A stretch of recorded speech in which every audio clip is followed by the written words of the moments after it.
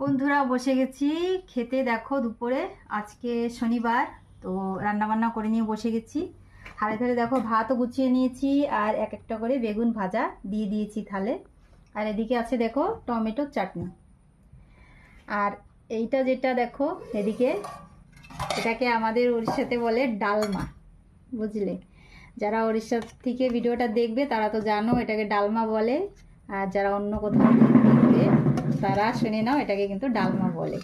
এ দেখো কি কি দিয়ে করেছি, পেঁপে, আলু, বরবটি, আরও অনেক সবজি দেওয়া যায়, আর ডাল এটা দিয়ে করেছি। আজকে তেজপাতার বদলে দিয়েছি গন্ধরাজ লেবুর পাতা। এই দেখো আদা আদা আর 5 ফোঁটন, কাঁচা লঙ্কা, এসব ফোঁটন দিয়েই রান্নাটা হয়েছে।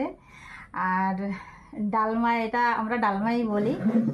আর দেখো উপর থেকে একটু জিরের গুঁড়ো ছড়িয়ে দিয়েছি। এটাতে কি হয় জানো, এটাতে মানে গন্ধটা ভালো আসে। আর যেহেতু এই যে গন্ধরাজ লেবুর পাতাটা দেয়া আছে, আরও সুন্দর গন্ধ লাগছে, মানে দারুণ লাগছে, খেতেও দারুণ লাগবে। চলো তাহলে আমরা খাওয়া দাওয়া করে নিই, বাপরে খিদে পেয়ে গেছে গো অনেক। চলো রাখি।